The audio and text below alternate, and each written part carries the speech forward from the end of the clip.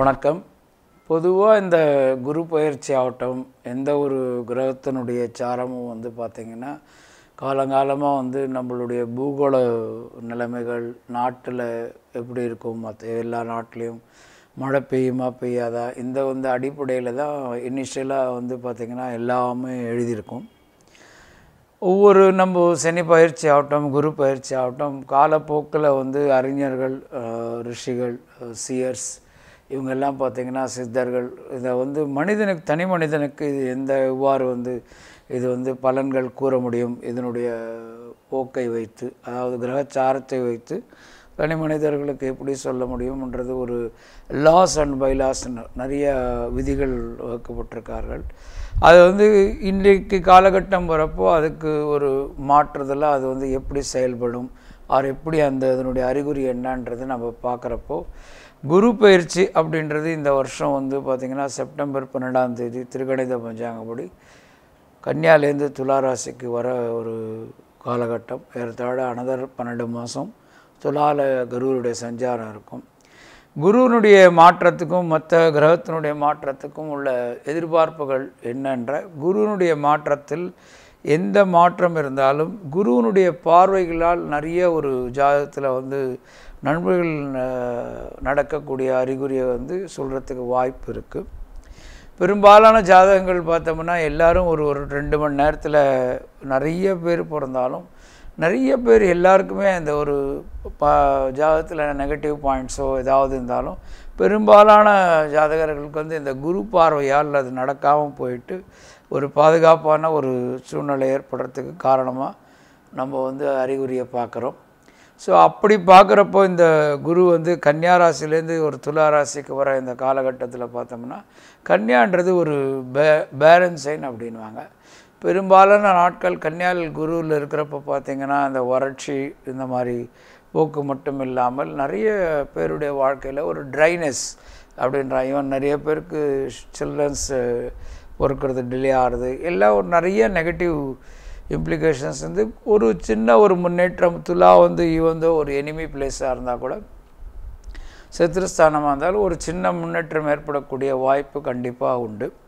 அப்படி பார்க்குறப்போ இந்த ஒரு காலகட்டத்தில் பார்த்தோம்னா அடிப்படையாக குருவினுடைய பார்வை தனிப்பட்ட முறையில் குருவினுடைய சஞ்சாரத்தினால ஜாதகத்தில் சொல்லப்படுறதுன்னு அவங்களுடைய அடிப்படை ஜாதகத்தில் நடக்கிற தசாபுக்தி கிரக நிலைமைகள் இது எல்லாத்தையும் வச்சு இந்த குருவினுடைய மாற்றம், சனியினுடைய சஞ்சாரம், மற்ற கிரகத்தினுடைய சஞ்சாரம் எல்லாத்தையும் சேர்த்து தான் நம்ம ஒரு கோச்சார பலனை அன்றாட தெரிஞ்சுக்கணும். இது ஒவ்வொரு நாளும் ஒவ்வொரு நாளுக்கு ஏற்ற மாதிரி சந்திரன் அடிப்படையாக நம்ம ஏறத்தாழ ஒரு நாளுக்கு தெரிஞ்சுக்கணுன்னா சந்திரனையும், அதே மாதிரி ஒரு 15 நாளுக்கு முன்னாடி மற்ற கிரகத்தினுடைய சாரத்தையும் எல்லாத்தையும் சேர்ந்து ஒரு கோர்வையாக பார்த்து தான் நம்ம அடிப்படை ஒரு கோச்சார பலனை தெரிஞ்சுக்கணும். எல்லாருக்கும் பெரும்பாலான மக்களுக்கு ஒரு அடிப்படையாக ஒரு இது அது ஒரு வீக்னஸ்ன்னு சொல்ல முடியாது. எல்லாருக்கும் இந்த குரு பயிற்சி சனி பயிற்சியில் இருக்கிற ஒரு சீரியஸ்னஸ்ஸு, மற்ற சூரியன் புதன் சுக்கிரன் இந்த மாதிரி கிரகத்தினுடைய சஞ்சாரத்தில் அவங்களுக்கு அவ்வளோ ஒரு நாட்டம் இருக்காமல் இருக்கிறதுக்கு காரணம் அதை பற்றி ஒரு அறியாமை. ஸோ அடிப்படையாக யார் கோச்சாரம் பார்க்கணும் அப்படின்னாலும் குரு மாற்றத்தையும் எடுத்துக்கிட்டு குருவினுடைய பார்வை எங்கெங்கே விழுது அப்படின்ட்டு பார்த்துக்கிட்டு ஜாதகத்தில் தன்னுடைய கிரக நிலைமைகள் எப்படி இருக்குது, தசாபுக்திகள் எப்படி இருக்குதுன்னு பார்த்துட்டு, குரு சஞ்சாரம் இல்லாமலும் சனியினுடைய சஞ்சாரமும் ராகுகேதுனுடைய சஞ்சாரமும் பார்த்துக்கிட்டு மற்ற கிரகத்தினுடைய சஞ்சாரத்தையும் பார்த்துக்கிட்டு ஒரு முடிவுக்கு வர்றது தான் ஒரு ஜாதகத்தினுடைய பலன் சொல்கிற ஒரு தன்மைன்றது. ஸோ அதை பொறுத்து அவங்களுக்கு யாருக்கு எங்கே அவைலபிலிட்டியாக அருகாமையில் இருக்கிற அஸ்ட்ராலஜர்ஸோ தெரிஞ்ச அஸ்ட்ராலஜர்ஸ்கிட்ட அவங்கவுங்க தெரிஞ்சுக்கலாம்.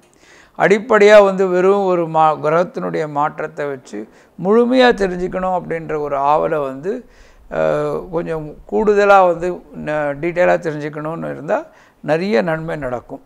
விருச்சிக ராசிக்காரங்களுக்கு பார்த்தோம்னா பெரும்பாலும் நம்மளுக்கு இந்த கன்னியாலேருந்து லாபஸ்தானத்துலேருந்து குரு வேஸ்தானத்துக்கு வர்றதுனால என்ன நடக்குமோ அப்படின்ற ஒரு அச்சம் இருக்கும். பெரும்பாலான விருச்சிக ராசிக்காரங்களுக்கு இப்போ மானசீக பயம் பண்ணுவாங்க. மனதில் ஜோதிட ரீதியான பயங்கள் பண்ணுறது தனியாக உண்டு.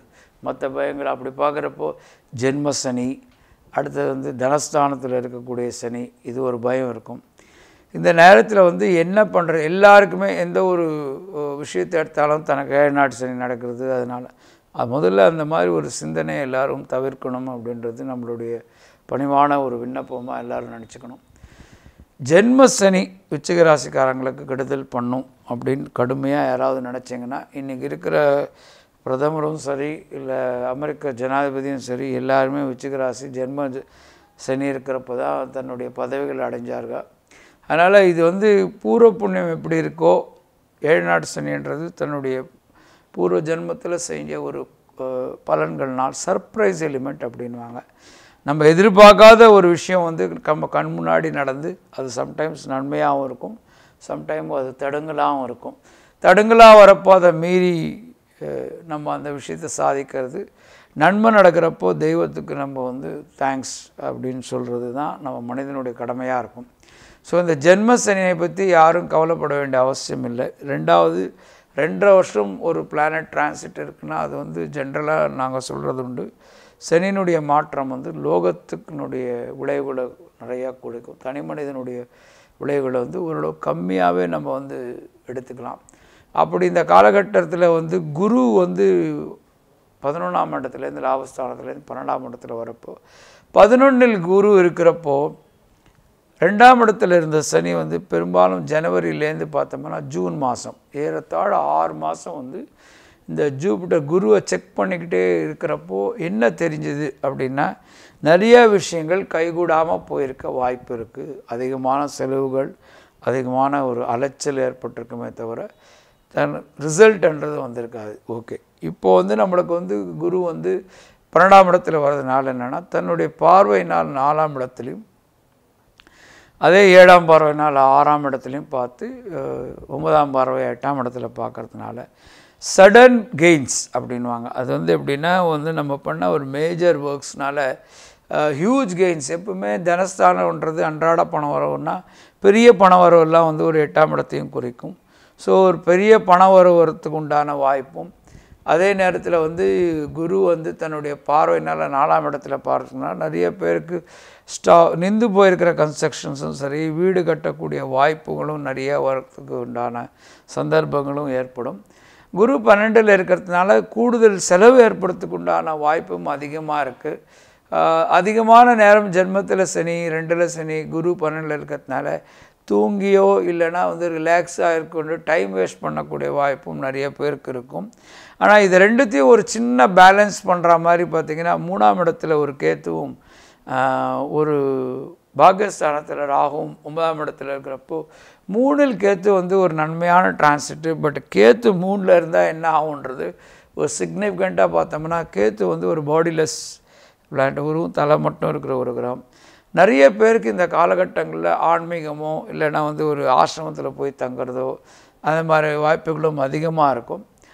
நவம்பர் மாதத்துக்கு அப்புறம் பார்த்தோம்னா நிறைய பேருக்கு வந்து இந்த குரு மாற்றத்தினால வந்து கொஞ்சம் வந்து சுறுசுறுப்பு ஏற்படுத்தி தன்னுடைய தொழில் விருத்தி இந்த மாதிரி சம்பந்தமெல்லாம் ஏற்படும். ஸோ இந்த சனியானது பொங்கு சனியாக இருந்தால் அந்த 7 நாட்டு சனி வந்து நிறைய ஒரு வெற்றியை கொடுக்குமே தவிர தோல்வியை கொடுக்கறதுக்கு உண்டான வாய்ப்பு இல்லை. ஸோ மற்றவங்க வந்து கவனமாக இருக்க வேண்டியது தன்னுடைய பேரண்ட்ஸ், எஸ்பெஷலி மதர், இவங்களோட மதர் ஹெல்த்தை பற்றி. 2இல் சனி வரப்போ 4ஆம் இடத்து சனி பார்க்கறதுனால, 3இல் வேறு கேத்து இருக்கிறதுனால, அந்த குருவானவர் 4ஆம் இடத்துல பார்க்கறதுனால எது நடந்தாலும் ஓரளவுக்கு நம்மளுக்கு அதாவது ப்ரொடெக்ஷன் இருக்குன்றதை நம்பி செயல்பட்டால் வந்து ஒரு நல்ல நன்மை அடையலாம். பட் அப்படியும் வந்து கவனமாக இந்த ஒரு வருஷம் குரு வந்து 12இலிருந்து சனி 2ஆம் இருக்கிற காலகட்டங்களில் வந்து 3இல் இருக்கிற கேத்துனால நம்ம வந்து ஒரு காரிய ஜெயம், கடும் முயற்சியால் வெற்றி அடைஞ்சாலும் வீட்டில் இருக்கிற பேரண்ட்ஸோட ஹெல்த்து வந்து கொஞ்சம் நம்ம கவனமாக இருந்து அவங்கள பாதுகாத்துக்கிறது நல்லது. சம்டைம்ஸ் வந்து ஒரு கிரிட்டிக்கல் ஆகிறதோ இல்லை அவங்களுக்கு நம்ம அட்டென்ட் பண்ணுறதுனால மெடிக்கல் எக்ஸ்பென்சஸ் ஏற்படக்கூடிய வாய்ப்பும் விருச்சிக ராசிக்காரங்களுக்கு இருக்குது. மற்றபடி தொழில் ரீதியான பிரச்சனைகள் எல்லாமே வந்து நவம்பர் மாதத்துக்கு அப்புறம் விலகி ஒரு வெற்றியை நோக்கி போகக்கூடிய எல்லா வாய்ப்பும் இருக்குது. ஏன்னா அதுக்கப்புறம் வந்து சனியினுடைய பார்வை வந்து நவம்பர் மாதத்துக்கு அப்புறம் 10ஆம் இடத்துல விழறதில்லை. அதே மாதிரி ஜாதகத்தில் வேறு லக்னமோ இல்லை வேறு அமைப்புகளோ இருக்கிற பட்சத்தில் வந்து இந்த நம்ம தெரியக்கூடிய எந்த தீமையும் நடக்காமல் எல்லாமே வெற்றி அமையறதுக்கும் உண்டான வாய்ப்பு இருக்குது, தன்னுடைய தசாபுக்திகள் நல்லா இருந்தால். ஸோ இந்த குரு மாற்றம்ன்றது விருச்சிக ராசிக்காரங்களுக்கு பார்த்தோம்னா முதல் காலகட்டங்கள்லாம் முதல் 6 மாதம் நல்லா இருக்கும், கடைசி 3 மாதம் கொஞ்சம் நியூட்ரலாக இருக்கும், அதனுடைய பலன்கள் எதுவும் இருக்காதனால இந்த காலகட்டங்களில் வந்து தெய்வ வழிபாடு அப்படின்னு சொல்கிறோம்.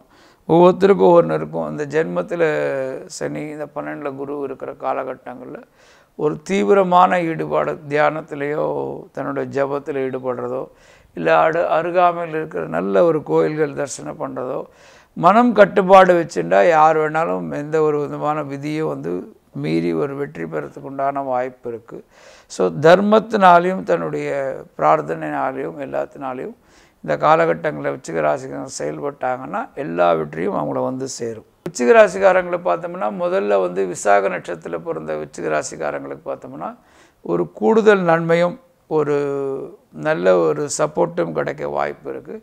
அனுஷ நட்சத்திரக்காரங்களுக்கு வந்து இயற்கையாகவே எந்த ஒரு விஷயத்தையும் எடுத்து ஜெயிக்கிற சுபாவம் இருக்கிறதுனால இந்த கிரகபலன்களில் வந்து அவங்க தெய்வ சித்தத்தோடு எதிர்த்து அவங்க வெற்றி பெறத்துக்கு உண்டான வாய்ப்பு இருக்குது.